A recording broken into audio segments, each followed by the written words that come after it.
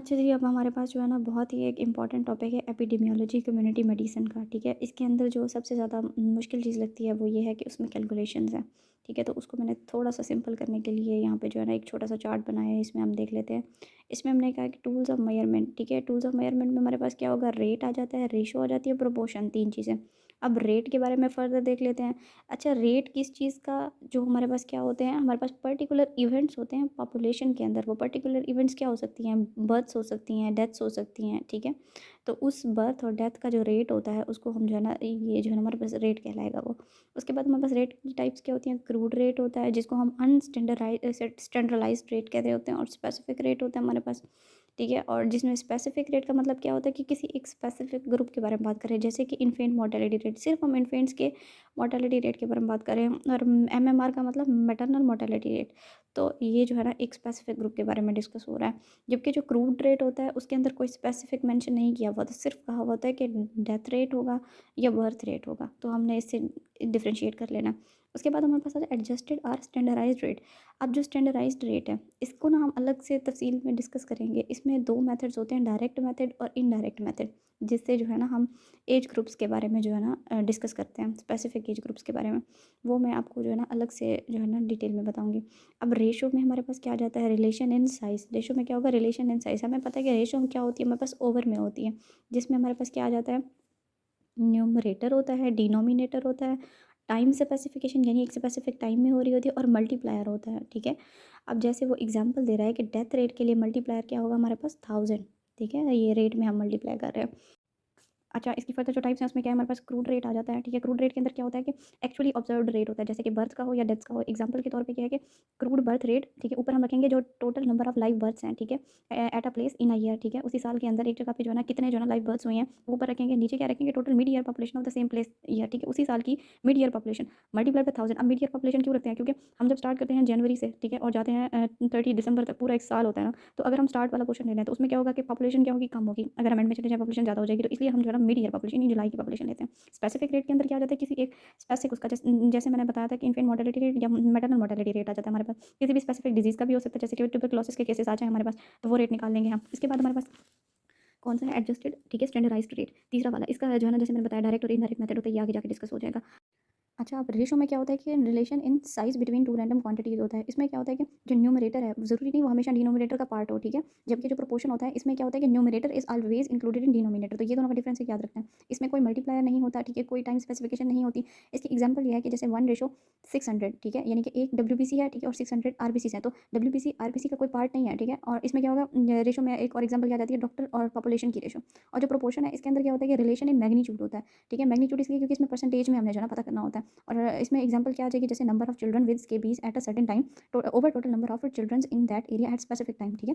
अब क्या है कि ना ये जो स्केबीज वाले बच्चे हैं, ठीक है, ये उस पॉपुलेशन का पार्ट हैं, ठीक है, जितने टोटल नंबर ऑफ बच्चे हैं एट द सेम टाइम। और उन्हीं में से जो ये स्केबीज हैं ये जो है ना, इसलिए यह न्यूमरेटर जो है डिनोमिनेटर का पार्ट है, यहाँ पे मल्टीप्लाई बाय 100 है, ठीक है, क्योंकि हमें इसको जो है ना परसेंटेज में एक्सप्रेस करना होता है। अच्छा, इसमें और उसने ये कहा है कि जो न्यूमरेटर है, ठीक है, वो क्योंकि छोटा होता है, हमने देखा ना ये जो स्केबीज वाले डिजीज़ वाले जो बच्चे हैं ये कम होंगे, ठीक है। जो नीचे डिनोमिनेटर है वो ज़्यादा होगा, ठीक है। तो हम उस हिसाब से जो है ना क्या करेंगे, डिनोमिनेटर्स जो है ना चेंज होते रहते हैं, ठीक है। अब जैसे हमारे पास जो है ना इसमें क्या कह रहा है, वो कह रहा है कि ये रिलेटेड टू द पॉपुलेशन होते हैं, ठीक है। उसके बाद वो कह रहा है रिलेटेड टू टोटल इवेंट्स होते हैं, person time e g person years में होते हैं, और sub group of population e g age sex and social class. अब इसमें जो है ना हमने 2 चीज़ों को उसने बताया, देख लेते हैं। Related to the population. अब रिलेटेड टू पॉपुलेशन में क्या है कि जो डिनोमिनेटर उसमें क्या आ सकता है, या तो मीडियर पॉपुलेशन आएगी, ठीक है, या फिर वो पॉपुलेशन जो एट रिस्क होगी। जैसे कि जब हम फर्टिलिटी रेट निकालते हैं, जनरल फर्टिलिटी रेट, तो हम जो है ना क्या करते हैं, जो डिनोमिनेटर है ना उसके अंदर उस पॉपुलेशन को रखते हैं जो एट रिस्क हो। मतलब अगर आपने बच्चे पैदा करने वाली यानी फर्टिलिटी रेट का जो है ना कैलकुलेशन करनी है, तो उसके लिए जो ओवरऑल नीचे जो डिनोमिनेटर में होंगे सिर्फ वो फीमेल्स हो ना जो 15 to 49 यानी कि चाइल्ड बेरिंग एज की हैं। इससे ज़्यादा वाली, इससे कम वाली को रखने का कोई फ़ायदा नहीं है, क्योंकि वो रिस्क पे नहीं है, उनको कोई रिस्क नहीं है, उनकी प्रेगनेंसी का कोई चांस ही नहीं है। इसी तरह रिलेटेड। अच्छा, जो रिलेटिंग टू टोटल इवेंट है ना इसके अंदर जो है ना वो कह रहा है कि डिनोमिनेटर जो है, ठीक है, हम उसको जो है ना, अब यहाँ पे जो है ना अगर कोई हमारे पास एक्सीडेंट का केस आता है, ठीक है, कि कितने जो है ना एक्सीडेंट्स हुए हैं, तो उसमें जो हम डिनोमिनेटर उसमें टोटल पॉपुलेशन रखने की बजाय हम जो है ना नंबर ऑफ व्हीकल्स रखेंगे। जैसे कि 1000 व्हीकल्स पे कितने जो है ना एक्सीडेंट्स हुए हैं, ठीक है। जैसे अगर 5 या 10 एक्सीडेंट्स हुए हैं और टोटल जो है ना 1000 व्हीकल्स थे, तो हमने जो है ना उस चीज़ को कैलकुलेट करना है। यहाँ हम टोटल पॉपुलेशन इसलिए नहीं रख सकते क्योंकि सारे जो है ना नहीं कर रहे हैं। अच्छा, नेक्स्ट कैलकुलेशन का पार्ट है हमारे पास मोर्टेलिटी रेट एंड रेशोज़, ठीक है। तो मोर्टेलिटी रेट में हमारे पास क्या आ जाता है, पहले क्रूड डेथ रेट आ जाता है। ये सेम वैसे ही है कि हम नंबर ऑफ़ डेथ्स, ठीक है, अप प्लेस इन ईयर जो है ना ऊपर रखेंगे और मिड ईयर पॉपुलेशन को नीचे रखेंगे, मल्टीप्लाई करेंगे 1000 के साथ जैसे हम पहले करते थे, ठीक है। इससे हमें क्रूड डेथ रेट पता चल जाएगा। अब हमारे पास जो है ना स्पेसिफिक डेथ रेट आता है। स्पेसिफिक डेथ रेट के अंदर जो है ना डिफरेंट टाइप्स आ जाती हैं, लेकिन स्पेसिफिक डेथ रेट का मकसद फिर से वही बात हो जाती है कि किसी एक स्पेसिफिक एज या सेक्स या रेस के बारे में जो है ना है कि भी उसका एक स्पेसिफिक जो है ना रेट बताता है हमें। अब उसकी आगे फर्दर टाइप्स के अंदर क्या है, स्पेसिफिक एंड जो है ना हमारे पास डिजीज़ स्पेसिफिक हो जाता है, टाइम पीरियड स्पेसिफिक हो जाता है, एज स्पेसिफिक हो जाता है, ठीक है। उसके बाद जो है ना हमारे पास सेक्स स्पेसिफिक हो जाता है, और जो है ना बस ये चार हमारे पास आ जाते हैं। अब इसके अंदर जो हमारे पास क्या है, हमारे पास डिजीज़ स्पेसिफिक है। उसमें क्या होगा कि सबके फार्मूलाज और चीज़ें मिलती जुलती हैं। अब इसमें क्या है कि सिर्फ इसमें हम क्या करेंगे कि जो टीबी के केसेस आए हैं, स्पेसिफिक एक डिजीज़ है ना टीबी, उसके केसेस आए हैं उनको हम ऊपर रखेंगे ड्यूरिंग अ ईयर, और मिड ईयर पॉपुलेशन वैसे की वैसे मल्टीप्लाई बाय 1000। और जो टाइम पीरियड स्पेसिफिक है उसमें क्या है कि वीकली डेथ रेट अगर फाइंड करना है हमने, तो जो एक हफ्ते के अंदर डेथ्स हुई हैं उसको मल्टीप्लाई करेंगे 52 के साथ, और जो है ना हम मिड ईयर पॉपुलेशन नीचे रखेंगे मल्टीप्लाई बाय 1000। और ये इन्फेंट मोर्टेलिटी रेट बिल्कुल सेम वैसे ही है। इसमें एज की एग्जांपल आ जाएगी कि सिर्फ इन्फेंट्स की बात हो रही है, और सेक्स स्पेसिफिक में क्या होगा, मैटरनल मोर्टेलिटी रेट यानी सिर्फ मदर्स की बात हो रही है। तो ये जो है ना हमारे पास कौन, अच्छा, इसके अंदर जो है ना हमने क्रूड वाला जो है ना डेथ रेट डिस्कस कर लिया है, ठीक है, और स्पेसिफिक डेथ रेट डिस्कस कर लिया। अब तीसरा हमारे पास क्या है, ठीक है, तीसरा हमारे पास है फर्टेलिटी जो है ना रेट, केस फर्टेलिटी रेट। अब इसके अंदर क्या होगा, हमारे पास टोटल नंबर ऑफ़ डेथ्स ऊपर आएंगी, ठीक है, और due to the particular disease, एक डिजीज़ की वजह से, over total number of cases due to the same disease, मतलब जितने हॉस्पिटल में केसेस आए हैं उनमें से जितनों की डेथ हुई है वो जो है ना उस डिजीज़ के फैटल होने का बताएगी, मल्टीप्लाई बाय 100, ठीक है। ये देखो, in case fatality is closely related to the virulence, mostly it is used for acute infectious disease, ठीक है। तो ये एक्यूट इन्फेक्शियस डिजीज़ के बारे में बताते हैं, मतलब एक नई नई डिजीज़ हुई है हॉस्पिटल में, केसेस आना स्टार्ट हो गए हैं, ठीक है। तो वो जो टोटल केसेस आए हैं उसमें से कितनों की डेथ हुई है, ठीक है, उससे हम अंदाज़ा लगा सकते हैं कि ये जो एक्यूट इन्फेक्शियस डिजीज़ ये कितनी जो है ना क्या होगी, फैटल होगी। अब प्रोपोर्शनल मोर्टेलिटी रेट, इसमें क्या है हमारे पास, express the number of deaths due to the particular cause, ठीक है, or in specific age group पर 100 आर 1000 टोटल डेथ्स दस इट मे बी। अब इसमें क्या है वगैरह ये नंबर ऑफ़ डेथ्स के बारे में बताती है, ठीक है, ड्यू टू पर्टिकुलर काज, एक पर्टिकुलर काज का, ठीक है। अब क्या है, from a specific disease number of deaths due to a particular disease in a year.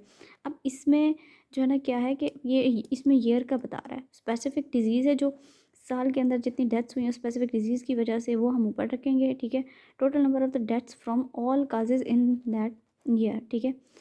तो क्या है, ये जो है ना एक स्पेसिफिक डिजीज़ वाली जो काज है डेथ की उसको ऊपर रखेंगे, ओवरऑल जो है ना जितनी भी डेथ्स हुई हैं, ठीक है, तमाम जो बीमारियों की वजह से, ठीक है, तो उनको जो है ना हम नीचे रखेंगे, मल्टीप्लाई बाय 100 करेंगे।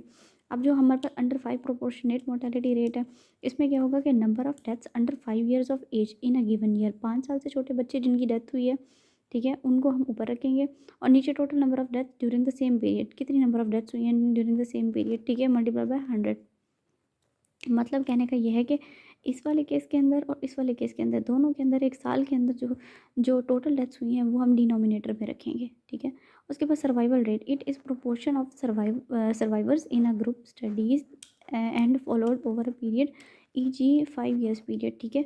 तो 5 साल के अंदर, ठीक है, total number of patients alive after 5 years, ठीक है। अब ये क्या है कि किसी को डिजीज़ हुई, ठीक है, 5 साल बाद कितने बच गए हैं ये हम ऊपर रखेंगे। Total number of the patient diagnosed और ट्रीटेड, जो टोटल नंबर ऑफ़ पेशेंट्स आए थे, यानी अगर हमारे पास पूरे 5 साल के अंदर 5000 पेशेंट्स आए हैं तो हम 5000 पेशेंट्स को नीचे रखेंगे, लेकिन जो हमारे पास बच गए हैं इन 5 सालों में, अलाइव हैं, मरे नहीं हैं, ठीक है, तो उनको हम ऊपर रखेंगे, मल्टीप्लाई बाय 100 करेंगे। ये हमारे पास सर्वाइवल रेट होगा, ये हमें बताएगा कि उस डिज़ीज़ वाला जो है, जैसे एग्जांपल कैंसर की दे रहा है, ठीक है, तो ये जो इतने सारे लोगों को जो कैंसर हुआ था 5 साल के बाद, अब कितने लोग जो है ना कैंसर से बच गए हैं।